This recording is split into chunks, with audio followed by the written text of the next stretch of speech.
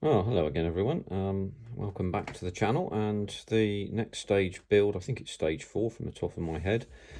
Stage 4 of the build of the BAC 1/48 scale TSR2. You may remember from the last episode, we attached the wings and the rear panel here that you can see. And off camera, I attached the nose cone. Word or two about that in a minute. So in the meantime, what I've done is filled in these gaps here that you can see, and also the gap at the back here, and rescored in the panel lines. There's a bit of staining on this, as you can sort of very much see, as there is on the underside of this, because I've used a mixture of grey and white putty, some grey, some white. And in rescoring the panel lines, that's come through a little bit, but it's come out pretty well, to be honest with you. I think you can probably see the result there. It seems pretty good. I've also filled in these lines around here and smoothed them off, so that's nice and smooth now, no real gaps there. And joined these properly here, so that once we come to prime, everything should look reasonably good. The nose cone, I readjusted the angle, so now you can see it's at the correct angle. I also attached it with epoxy resin glue. Epoxy resin putty, not glue. Now that gives me a twofold advantage. One, it stuck pretty solidly. Two, it gave me a junction line and something I could sand to, so that I've got a very good junction between the resin here and the plastic here. And I use my little test, which is to use my nail on the surface to gently rub from side to side, and if I can feel any step, and you can feel really small steps on this, then you can sand a little more. It tells you need to sand a little more, and that's all fine. You can even hear them. Probably can't hear that, but I can. And that looks pretty good. So we're doing okay here on that front. That's all completed now. So there we go, back to normal magnification there.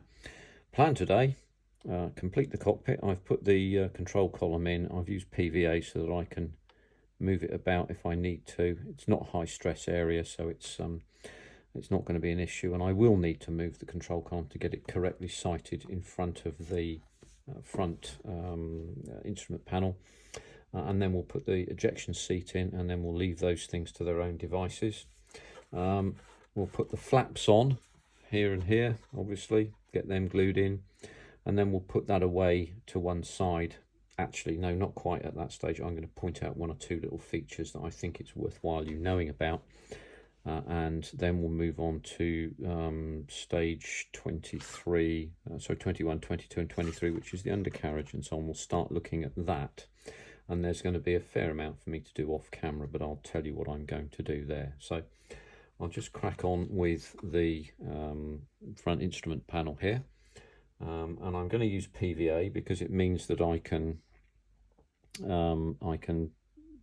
move this around if I need to, because I do need to get this centrally sighted. And of course the other thing is with PVA, as we know, it dries clear, so it can hide a multitude of small mistakes. But so let's see if we can drop that into position, and I'm going to just have a quick look at this from this side and see if we can get that. So there we go, that's started to look there. So what I want to do is to be able to get that that nose section lined up as perfectly as I can. That's pretty good, I would say. And then we'll just check in the front side there. Yeah, that looks pretty good. And the control column also looks like it's in pretty much the right place. So that's looking fairly good there. Same thing with the ejection seat. These have had a bit of a weathering and a coat of some varnish as well to seal them up, so we can put that in. So again, we have to be a bit careful with that one, and there we are. So that's that bit done. Let's make sure we get that sighted smartly. Our objective is to make sure it's central, and It does appear to be so at this stage. So there we go. I think we're there with that. Oh, I don't need to move that now. So the secret here is, after you've stuck it in, leave it there. Don't bugger about with it like I've just done. Don't try and create the top stage of perfection, because remember, the front part of the canopy sits over that. So that looks about right to me. Okay, so we're going to leave that alone now and stop fooling about with it. Put the tweezers away, put the little tweaker on the top of that, put that to one side. So next step will be the flaps. What I've done with the flaps is just address the rear surface here, just to make sure that's reasonably sharp. Like to have sharp trailing edges if we can. They don't need to be too thick, otherwise they're monolithic. So what we'll do is we'll drop them in there, one side and the other, and we'll use a bit of extra thin to just stick them up. Make sure that we've got those level, because see, this one sits nice and level here, this one's dropping down a bit. So what we'll do with that is we'll just tape it into place so that it doesn't go any place. There we go, I think that's about right there. Do the same with the other side as well.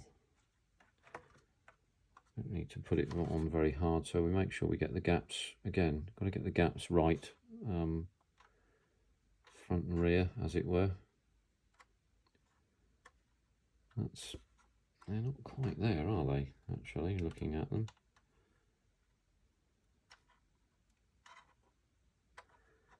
That needs a bit of work, that, I'd say.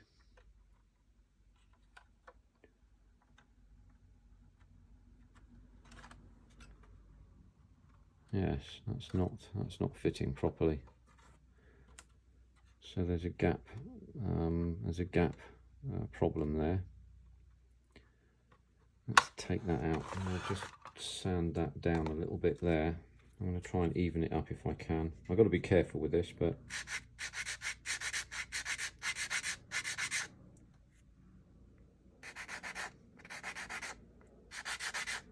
don't want to take too much off. Use a 600 grit stick just to smooth that.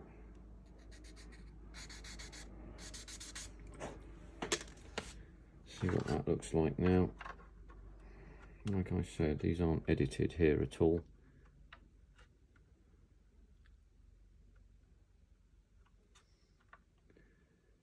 So yeah, that's looking a little better. Just holding that up to the light. Yeah, they're better now. That's good. I'm happier with that. So what we can then do is we'll flip that over. So once again, I've been concentrating on one thing and another, and I didn't really take a good look at whether I was on camera or not. Hope I was.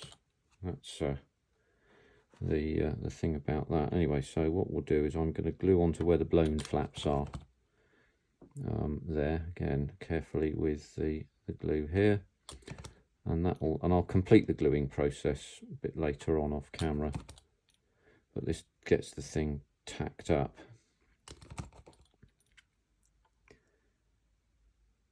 So it's going to be secured in 4 points, and of course it will dry reasonably quickly and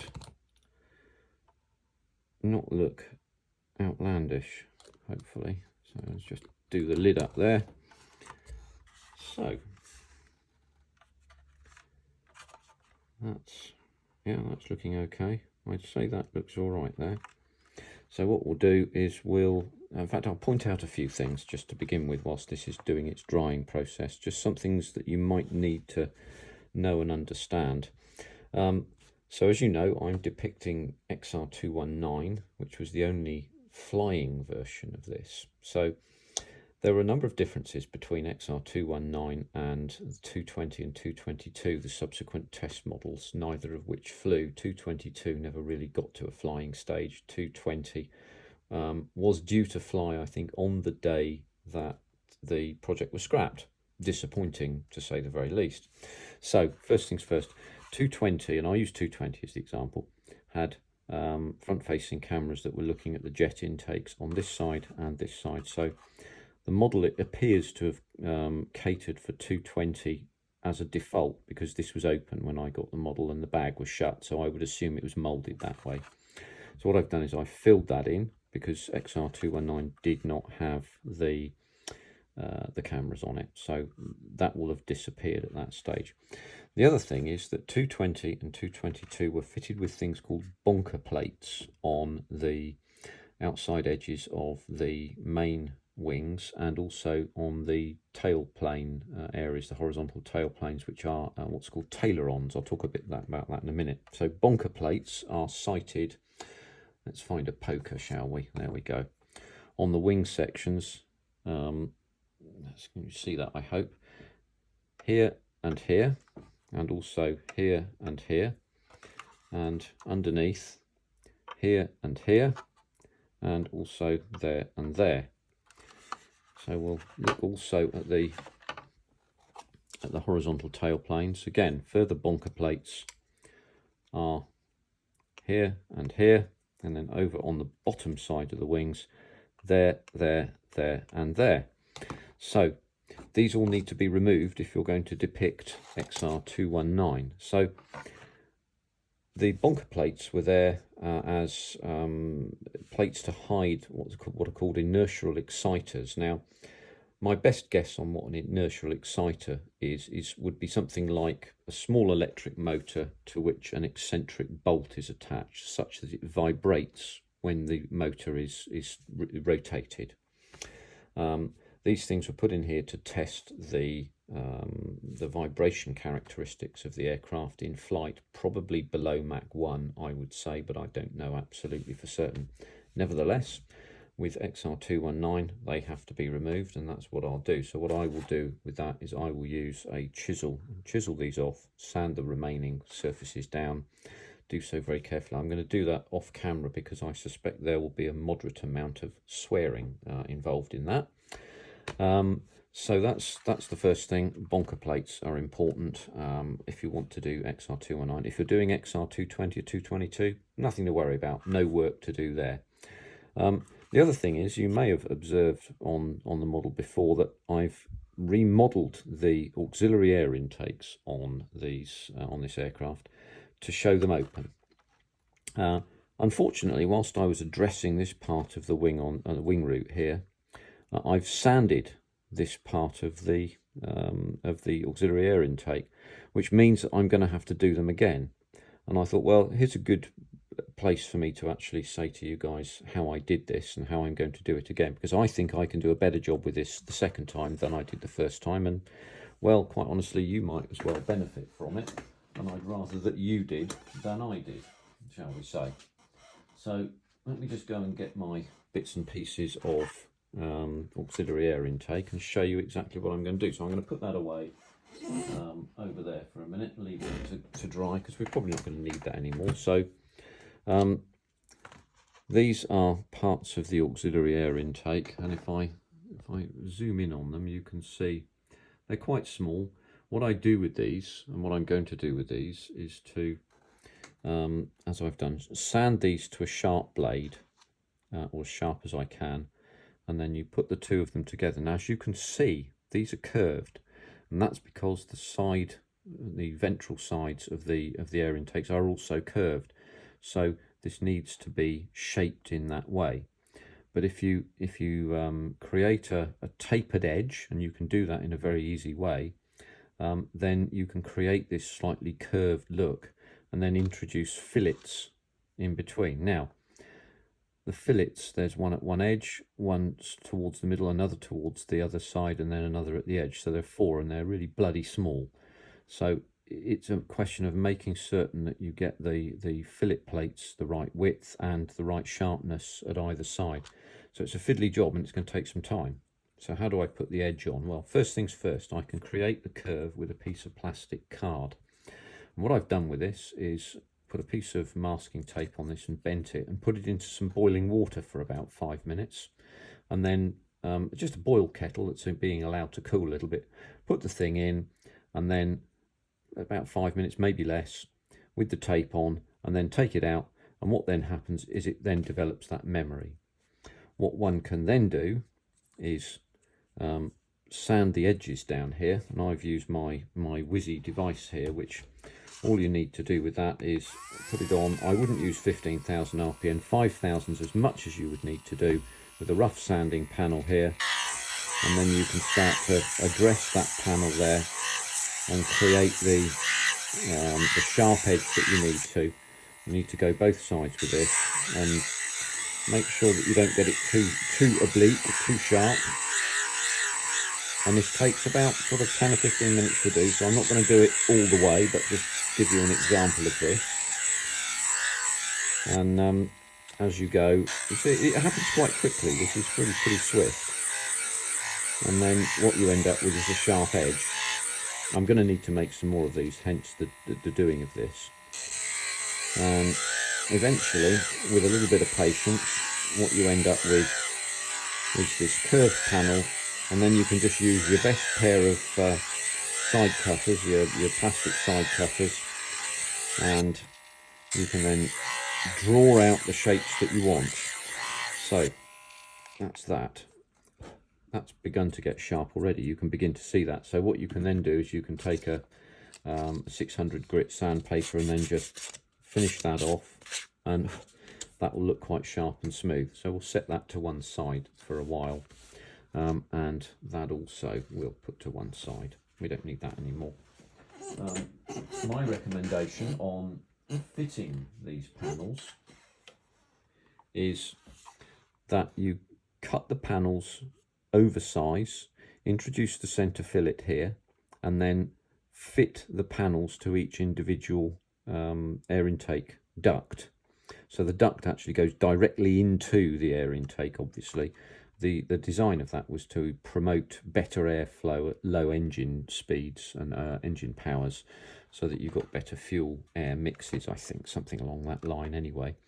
But make these panels oversized and then file them down to fit, and then you can glue them in and they'll look pretty good. A little bit of filling at the back there and you should be able to get that, but as I said, I started that job and did it right at the beginning, and I've made a complete mess of it now because I've sanded these inadvertently, so I need to do them again.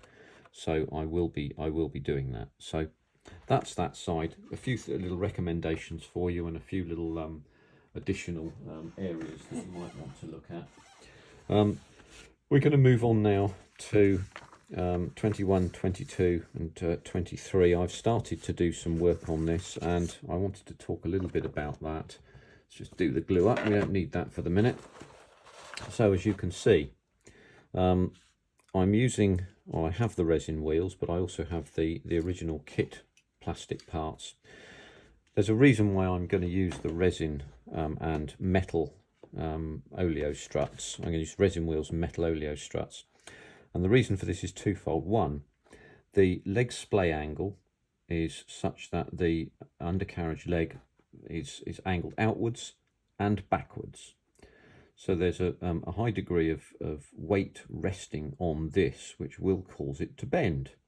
The other thing to say is that the bogie, which is this horizontal section here, none of this is glued in, by the way, has to rest into the back of the, so that the strut here has to rest into the back of the bogie here in this way. What this actually means is, and that's too long, incidentally, that needs to be shorter so it butts up further. Even so, what will happen is that over the course of time, this will promote flexion such that that's what will happen. So that I've heard the expression sitting on its heels, which is not what you want. This has to be straight and parallel with the deck, such that these wheels both sit normally and don't splay out in that fashion. I do hope that you can see this. So I've selected the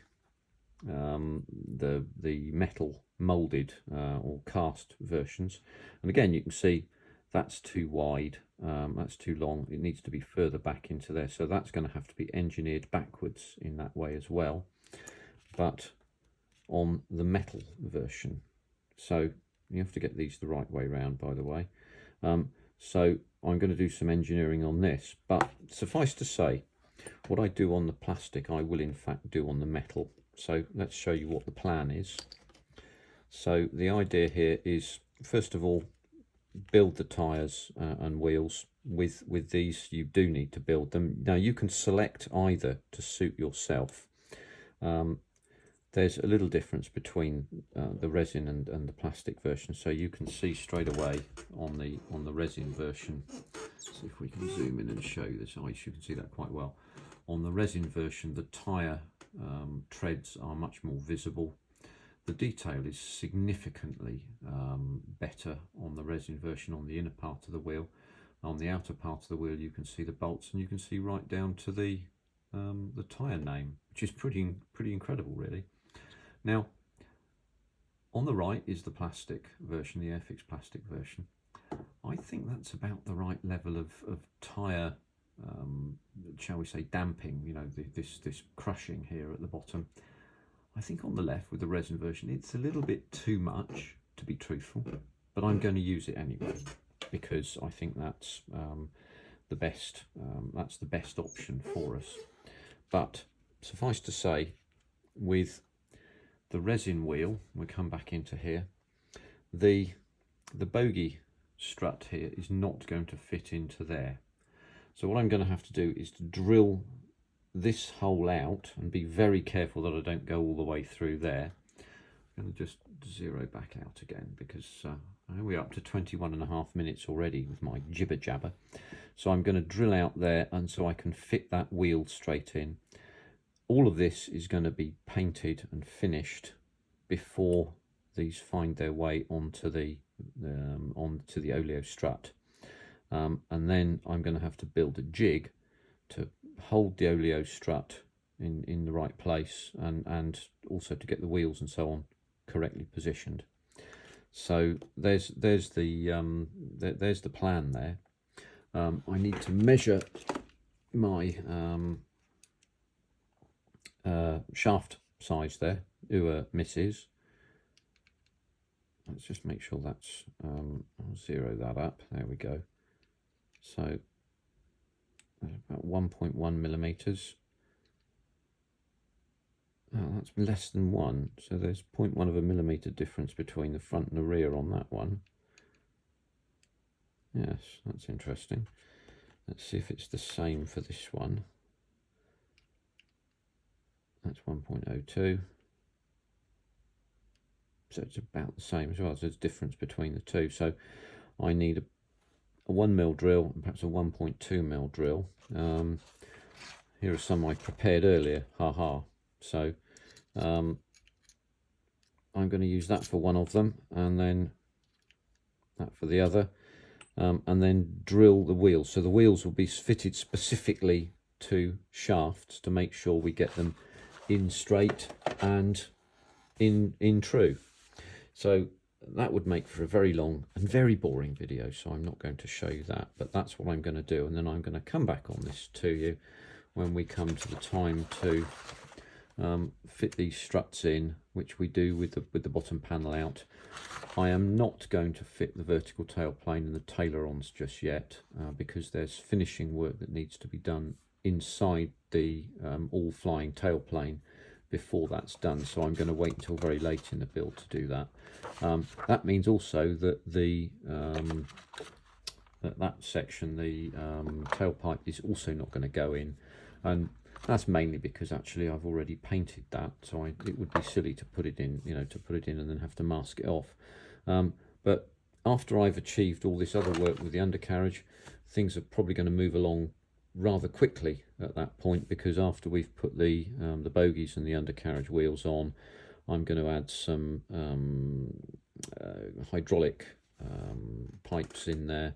You may have noticed the wires hanging free on the inside of the main undercarriage wells before looking. Also, I'm going to be putting steering jacks onto the front undercarriage just beneath where the join line is there. I'll show you that there. So the undercarriage jacks, the steering jacks, go either side there and there, in at angles, a bit like that, something along that line. I'm not going to use a wooden stick like that. And those are the landing lights, obviously. So once they go on, as I say, things will start to happen reasonably quickly. So there we go. Oh, now the dog's barking. I'm going to have to go. So right, thanks very much for watching this one. There was, I hope, some interesting things to see there, and I'll be back with you another time, and thanks very much for watching. Cheers for now. Bye bye.